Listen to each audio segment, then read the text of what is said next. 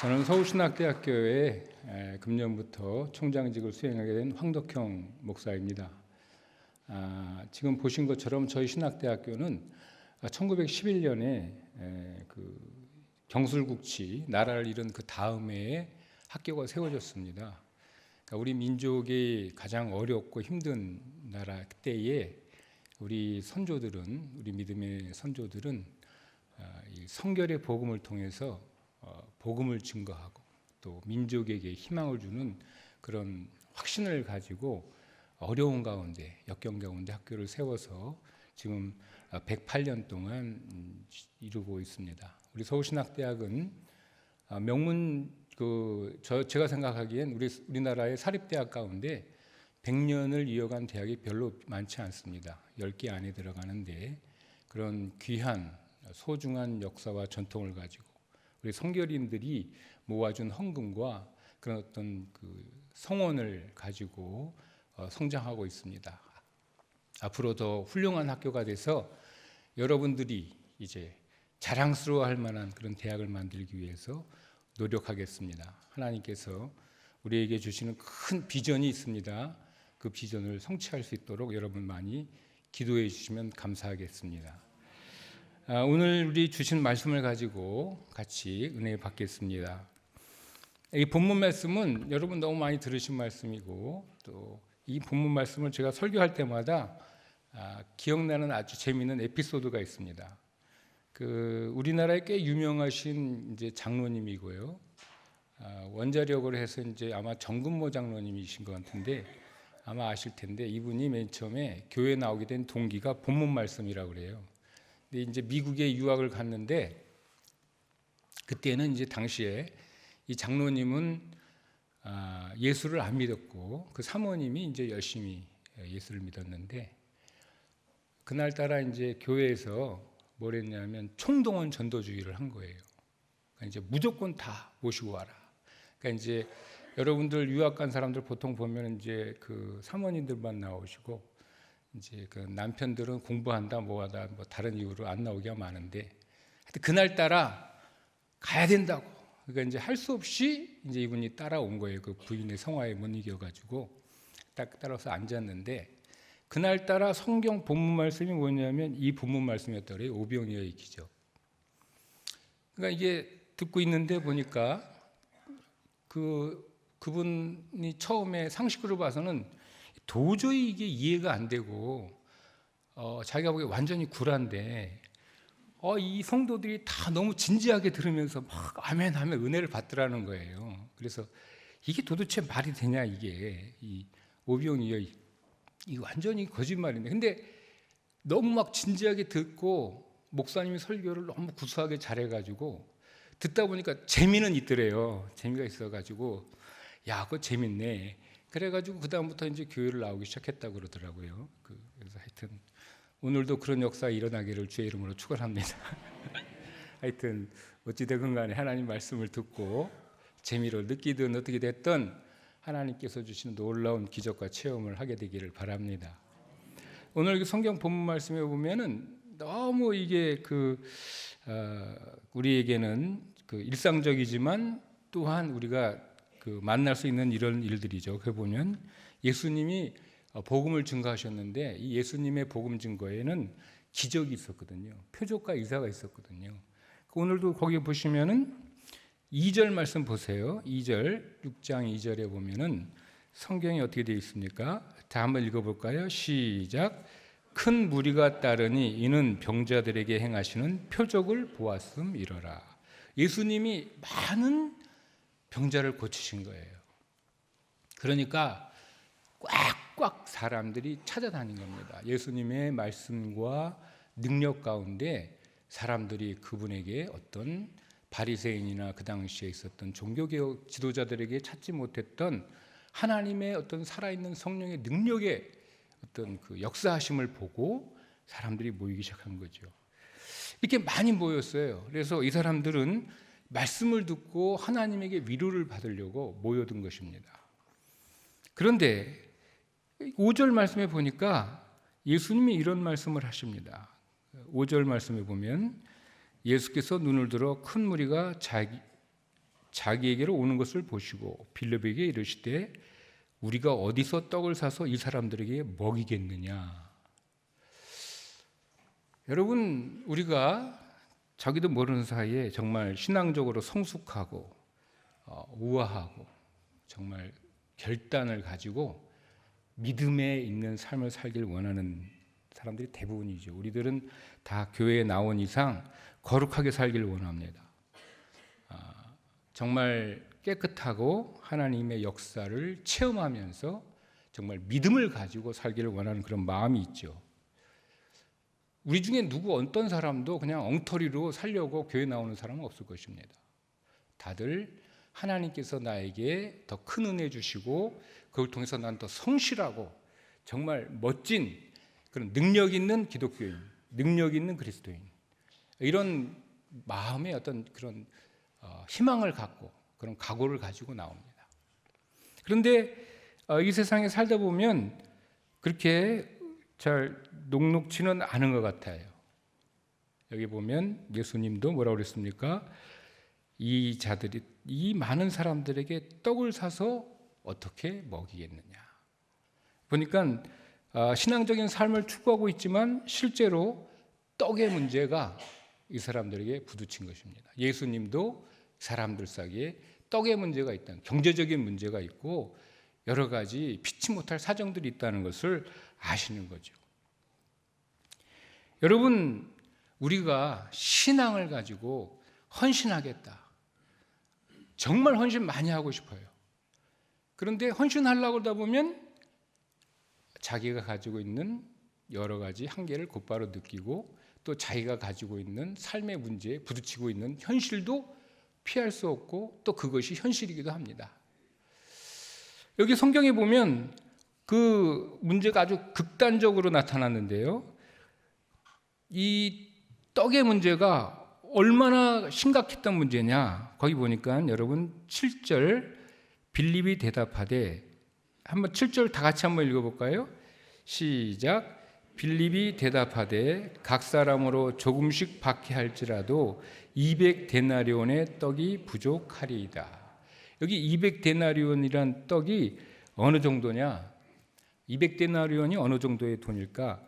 보면 마태복음 20장이라든지 거기 보면 이런 말씀이 있어요. 하루에 한 데나리온씩 품꾼들과 약속하여 포도원에 들여보냈다. 이런 말씀이 나오거든요. 그러니까 이 1데나리온이라는 돈은 어떤 돈이냐면 하루 품삯입니다. 하루 품삯. 하루 품삯이니까 제가 요즘에 이렇게 저쪽 구로에 가보면, 남구로에 아침에 새벽에 가보면, 새벽 5시에 가보면 4시부터 5시 그때 가보면 거기 40대에서 60대의 청년들 그리고 장년 이런 분들이, 장년분들이 무려 1,500명 정도가 꽉 그 자리에 차 있대요. 그 남구로역 주변에. 뭐냐면 아침에 일찍 와가지고 그 일자리를 찾는 사람들입니다. 그래서 이제 일자리를 찾아가서 일일 이제 노동하러 가는 사람들이죠. 근데 그분들이 하루에 일당 얼마 받느냐? 요즘에 12만 원쯤 받는다 그럽니다. 12만에서 15만 원 정도 받는다 그래요. 그러니까 1데나리온이라는 돈은 현금으로 오늘날 따지면 보통 한 12만 원에서 15만 원 정도 되는 돈이겠다. 이렇게 생각할 수 있고, 200데나리온은 그럼 얼마입니까? 얼핏 따져도 2천만 원에서 2,500만 원쯤 되는 돈이에요. 그럼 2,500만 원쯤 되는 돈은 어떤 정도의 돈이었을까? 그 당시에, 예수님 당시에 경제 상황을 이렇게 살펴보니까 예수님 당시에 보통 이 시골에서 사는 사람들의 1년 4인 가구 기준으로 해서 1년을 먹고 살기 위해서 어느 정도의 돈이 필요하냐? 250데나리온의 돈이 필요하다고 했습니다. 그럼 도시에서는 얼마의 돈이 필요했냐? 600데나리온의 돈이 필요했다고 그래요. 그러니까 이제 그 당시 로마 시대에 일반 사는 사람들의 이제 그 조사를 해보니까 도시는 600데나리온, 시골은 250데나리온 정도.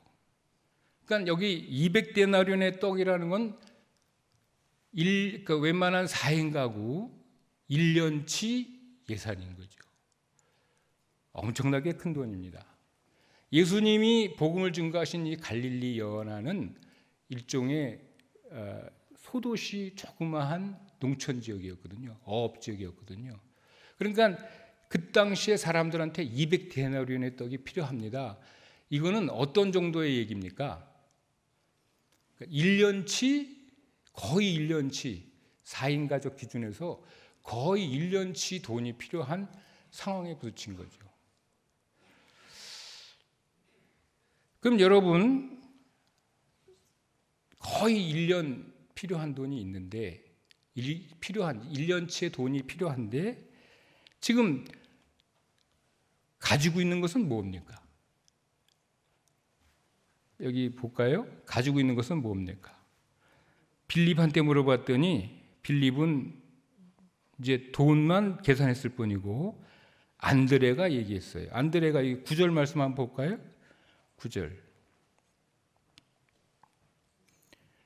가지고 있는 건 뭡니까? 한번 다 같이 읽어볼까요? 시작. 여기 한 아이가 있어 보리떡 5개와 물고기 2마리를 가지고 있나이다. 그러나 그것이 이 많은 사람에게 얼마나 되겠사옵나이까? 가진 것은 너무나 적은 것이죠. 여러분, 이렇게 많은 돈이 필요하고 그런데 나에게 가진 것은 없다. 그럴 때 여러분들은 어떤 생각을 하시게 됩니까? 당장 필요한 거는 많은 것인데 나에게 가진 것은 정말 보잘것없는 것이야. 제가요, 언제 어떤 일이 있었냐면,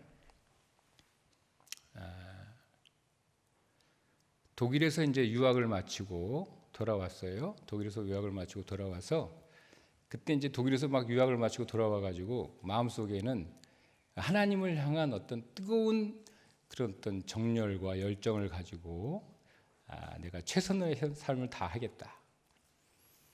그리고 내가 어떻게 해서든지 하나님께 영광을 돌리겠다. 이런 어떤 강한 어떤 확신과 사명감을 가지고 있었죠. 내 마음속에는 아주 뜨거운 사명이 있었어요. 그런데 제가 어떤 일을 하게 됐냐면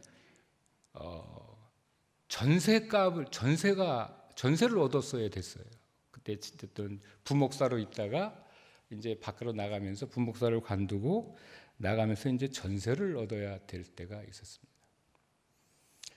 그러니까 여러분, 가난한 신학생이 외국에서 공부를 하고 돌아왔는데 부목사로 있으니까 이제 관사가 주어졌기 때문에 1년 정도 이렇게 살 수 있었지만 나와서 이제 그걸 관두게 되고 나오게 되니까 전세를 얻어야 되는데 전세값이 없는 거예요. 그러니까 전세값이 없으니까 제 머릿속에 말이죠. 조금 전까지 나는 하나님께 영광을 돌리겠다. 하나님께 최선을 다할 거야. 나는 하나님께 학문을 통해서 영광을 살 거야. 이런 어떤 정말 헌신의 마음을 가지고 있었는데 이 전세값이라는 문제가 딱 내 앞에 던지니까 머릿속에 온통 전세값 생각만 나는 거예요. 너무 고민이 심각하게 되는 거예요. 이 전세값을 어떻게 마련해요? 그래가지고 제가 너무 근심하고 고민하고 이제 그러고 있는데 그러다가 어느 날, 그때가 언제였냐? IMF 터졌을 때였거든요. IMF 터졌을 때. 그러고 있었는데 하루는 저도 이제 지치고 힘들고 그러고 있는 사이에 이제 인터넷을 봤어요. 인터넷을 봤는데 말이죠. 인터넷에서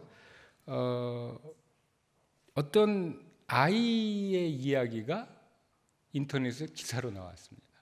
그래서 그것을 누르게 됐어요. 그러니까 주인공 이름은 난 잊어버렸고 일가족 얘기가 인터넷에서 이제 이렇게 나온 거죠. 어떤 얘기가 나왔냐면 애들이 4명인가 있었고 어머니는 돌아가셨고 아버지는 이제 몸이 아파가지고 일을 못 나가니까 일자리 잃어가지고 그러니까 애들이 어떻게 되냐면 온 가족이 방 하나에 이제 5명이 방 하나에서 같이 자는데 얘네들이 전부 일부러 아침에 배가 고프니까 일찍 깨요. 배가 고프니까. 근데 안 일어난다는 거예요. 다 약속이나 한 듯이 다 누워서 자는 척한답니다. 그러다가 11시 때쯤 되면 일어난대요. 11시 때 일어나. 그러니까 아침은 다 굶는 거죠. 그때 11시 일어나서 부지런히 닦고 동해로 막 달려가요. 동해에 달려가면 11시 반쯤에 동해에 가면 동해에서 도시락 그 표를 준대요. 그럼 표를 애들이 다 하나씩 받고 아버지 것까지 받아가지고 이제 도시락을 받으러 갑니다. 그래서 자기들끼리 먹고 애들끼리 먹고 또 이제 그 셋이 이제 나눠 먹고 아빠 거를 위해서 자기들이 밥을 좀 남긴대요. 아빠가 많이 드셔야 되니까. 그래서 아빠 거를 위해서 밥을 좀 남기고 그래서 아빠한테 갖다 줘요. 그리고 나머지 저녁은 어떻게 사느냐? 동해에서 도해준 라면으로 먹고 산다는 거예요. 그 소년의 이야기가 나와 있습니다. 그렇게 이제 살고 있다는 거예요. 그래서 그 기자가 그 어린애를 만나고 인터뷰한 다음에 그 어린애의 일기를 펴봤어요.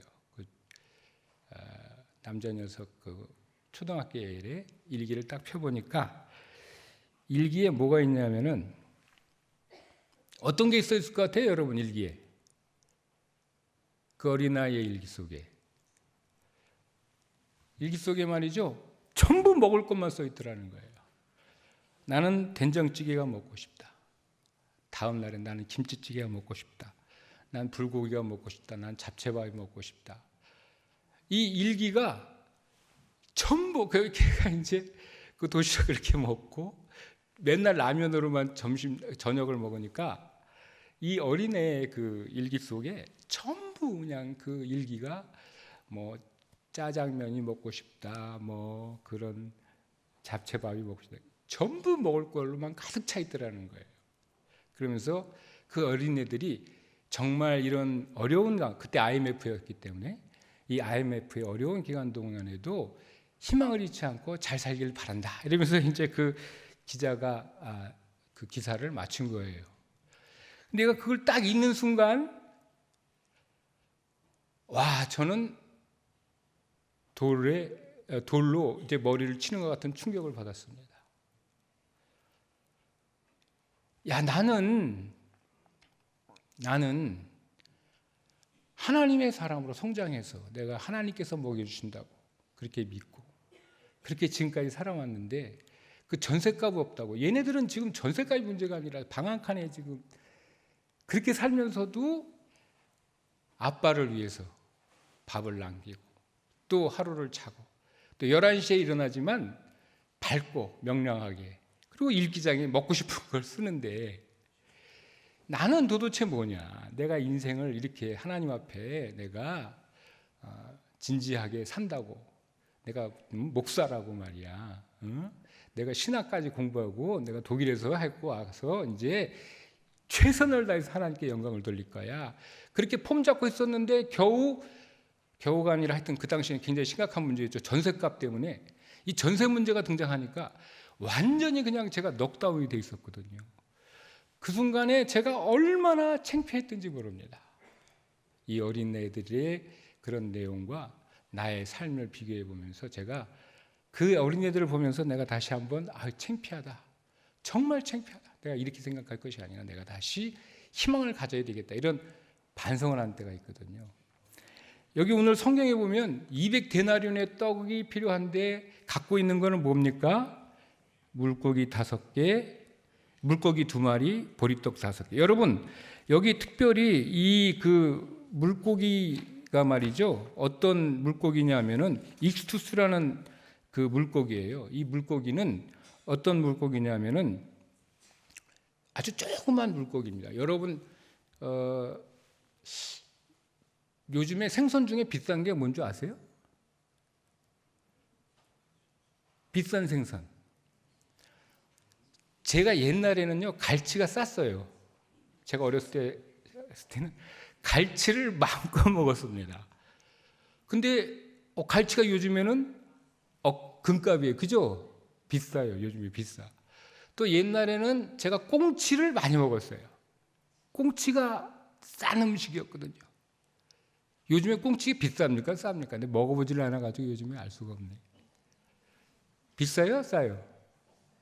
요즘에 비싼 음식이 어떤 거예요? 비싼 생선. 도미 뭐 이런 거 비쌉니까? 근데 이 어린애가 갖고 온 이 물고기는 어떤 물고기냐면 익스투스라고 그래가지고 요즘으로 치면 옛날에 1960년대에 많이 먹었던 꽁치 같은 거 말하는 거예요. 꽁치 2마리. 그 다음에 여기 떡이 무슨 떡이냐면은 말이죠. 이게 보리떡이에요. 보리떡. 여러분 떡 그러면 뭘로 만들어야 됩니까? 쌀로 만드셔야죠. 그 여러분들 생각이고, 떡은 보통 뭘로 만들어요? 뭘로 먹어야 맛있어요? 밀. 여러분 좋은 밀로 만든 떡 빵은요 되게 맛있습니다.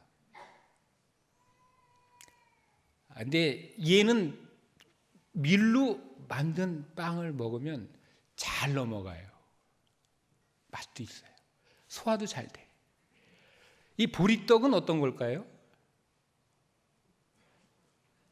먹으면 어떻게 잘 넘어가요? 뭐 드셔봤어야 뭐. 이게 먹으면 컬컬하고 안 넘어가. 먹고 안 넘어가고 소화가 잘 돼요? 소화는 잘 될지 모르겠어요. 그러니까 보리떡 5개, 물고기 2마리. 이거는 어떤 거냐면 정말 초라한 서민 도시락입니다. 그러니까 요즘에 짜장면 한 그릇. 제가 한번 지나가고 있었는데, 여러분 믿기지 않을지도 모르지만 한번 제가 지나가고 있는데, 우리 저보다 우리 그때 같이 타셨던 김문석 과장님이 어이주 막 그러는 거예요. 그래서 왜요? 그랬더니 저기 보세요. 이렇게 보니까 요즘에도 그런 사람이 있다는 게 놀라운데, 어떤 한 60, 70대 되신 어떤 분인데 쓰레기통 옆에 이렇게 누가 먹은 짜장면 같은 걸 버렸던 것 같은데 그거를 막 거기서 퍼먹고 있는 거예요. 그거를. 그러니까 그거 보면서 너무 우리가 이제 마음이 그랬던 적이 있는데, 하여튼 이 지금 꼬마애가 갖고 온 이 보리떡 5개, 물고기 2마리의 도시락은 그런 서민용 도시락입니다. 그러니까 여러분 2천만 원, 5천만 원 막 이런 1년에 연봉이 필요한 돈이, 그렇게 큰 돈이 필요한데 겨우 나에게 갖고 있는 것이 도시락 하나, 이 짜장면 하나 남아있다면 여러분 어떻게 하시겠습니까? 난 그런 거 있어도 나 하나님께 감사할 수 있어. 한번 손 들어보세요. 나 그런 거 있어도 하나님께 감사할 수 있어.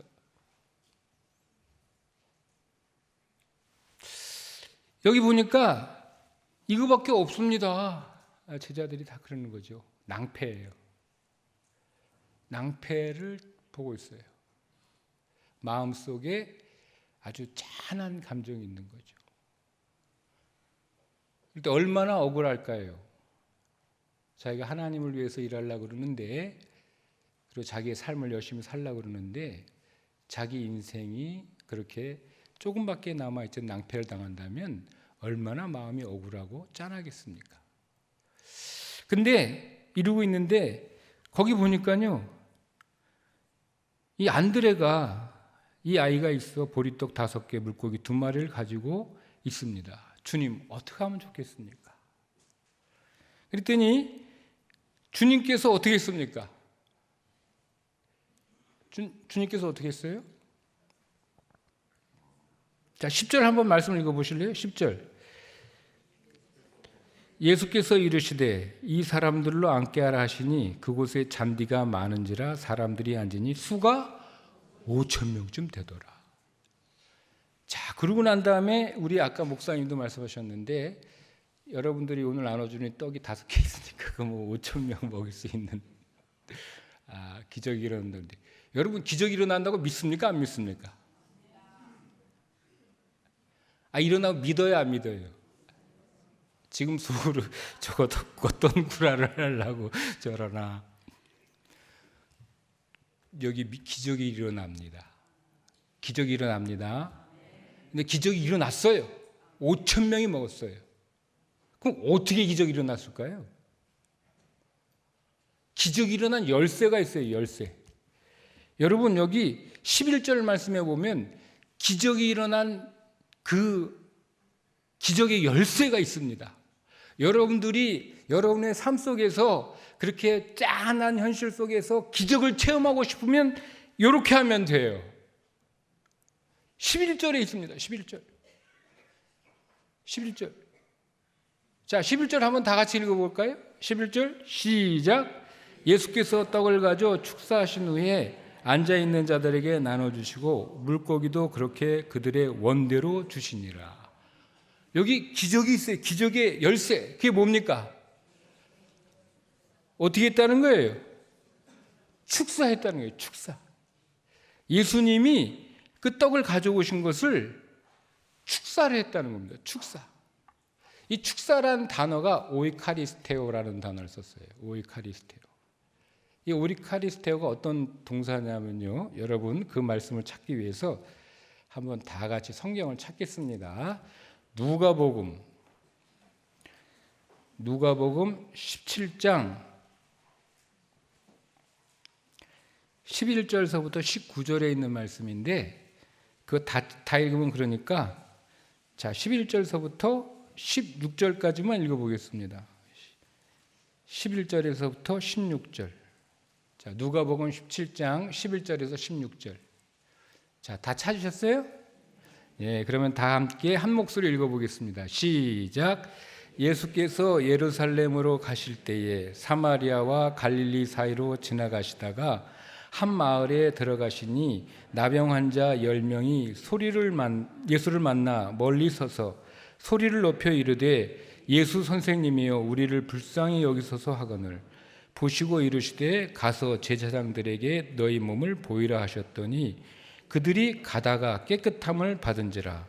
그 중에 한 사람이 자기가 나은 것을 보고 큰 소리로 하나님께 영광을 돌리며 돌아와 예수의 발 앞에 엎드려 감사하니 그는 사마리아 사람이라. 여러분 여기 보면 어떤 일이 있냐면 10명의 이 문둥병자가 있었다는 거예요.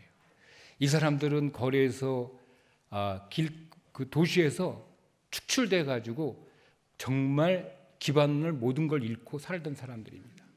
가족과도 유리했죠.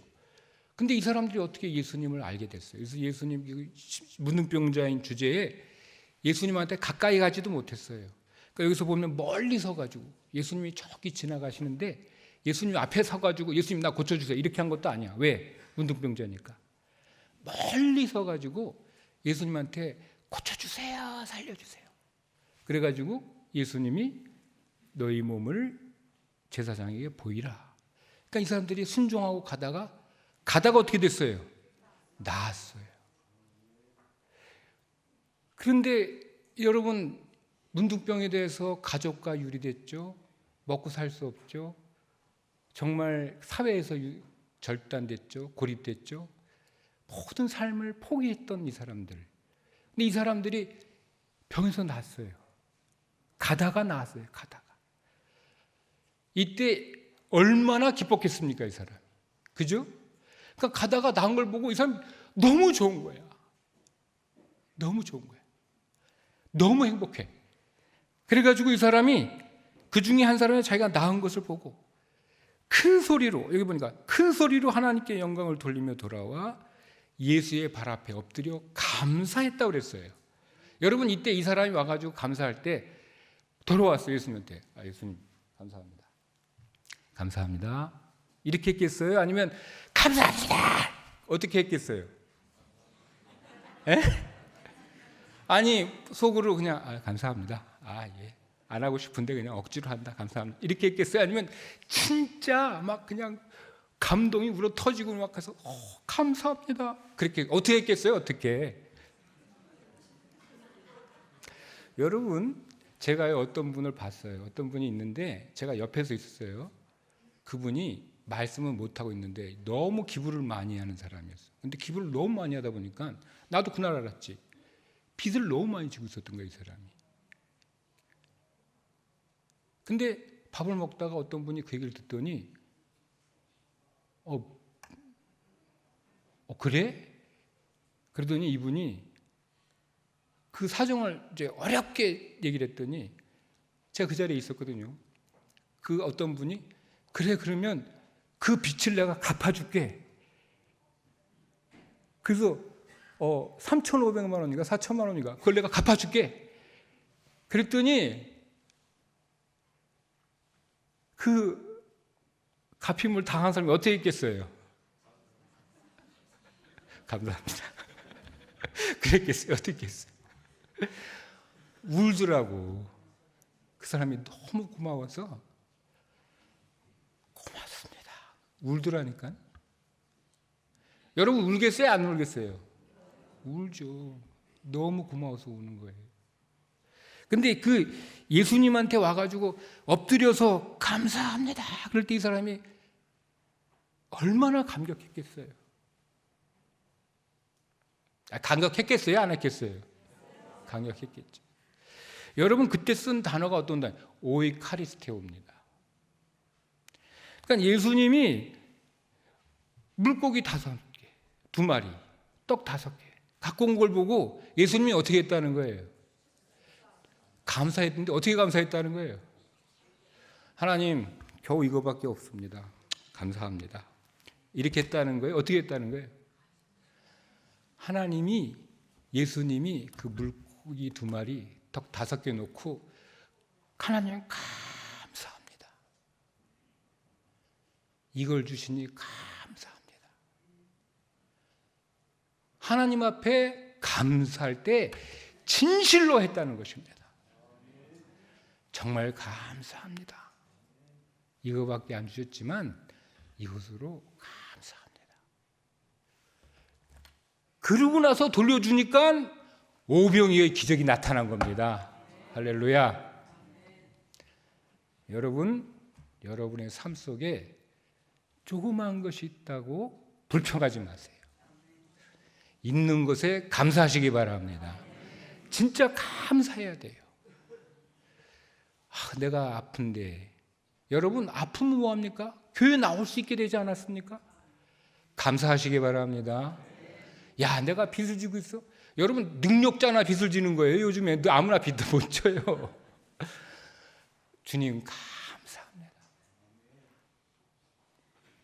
그래서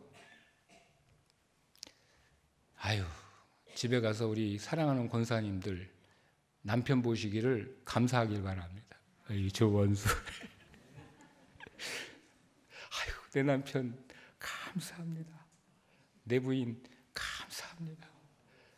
아들, 딸 말 잘 들으면 좋은데 이게 왼수네. 그래도 어떻게 해야 돼? 감사합니다. 있는 것을 감사하시기 바랍니다. 이 정말 감격해서 하나님 이 모든 것을 감사합니다. 나에게 주신 이 모든 것에 감사합니다. 내가 아파도 감사합니다. 내가 힘들어도 감사합니다. 감사하면 하나님께서 역사를 하시는 거예요. 역사. 그때 기적이 일어납니다. 여러분 그래서 저기 시편에 말이죠. 시편 40편에 이런 말씀 시편 40편 3절에 보면 여러분 한번 다 찾아보세요. 시편 40편 3절. 시편 40편 3절. 자, 거기 보면 말이죠. 너무 귀한 말씀이 있는데 저는 이 말씀을 제일 좋아합니다. 성경 말씀 가운데. 시편 40편 3절. 거기 보면 다 함께 읽어볼까요? 시작. 새 노래 곧 우리 하나님께 올릴 찬송을 내 입에 두셨으니 많은 사람이 보고 두려워하여 여호와를 의지하리로다. 여러분 이 사람은 어떤 사람이냐? 이 시편 40편을 지은 이 사람은요. 어떤 사람이냐면요. 17절 말씀 봐보세요. 40편 17절. 40편 17절. 자, 한번 읽어볼까요? 시작. 나는 가난하고 궁핍하오나 주께서는 나를 생각하시오니 주는 나의 도움이시오 나를 건지시는 이시라. 나의 하나님이여 지체하지 마시옵소서. 이 기도, 이 감사가 있을 때 하나님께 기적을 일으키게 되고 하나님께서 그것을 보고 그렇기 때문에 많은 사람이 보고 두려워해요. 여호와를 의지하게 된다는 것입니다. 여러분들이 감사하면, 어려운 처지에 감사하면, 예수님처럼 어려운 처지에 감사하고 하나님께 기도하면 하나님께서 기적을 일으켜서 많은 사람들이 보고 두려워하게 되고 하나님을 찬양하게 되고 여호와를 의지하게 된다는 것입니다. 사랑하는 우리 성도 여러분, 우리가 모두 예수님의 이 감사를 본받는 우리가 되어야 되겠습니다. 이런 놀라운 은혜가 여러분의 삶 가운데 있게 되기를 축원합니다. 기도하겠습니다.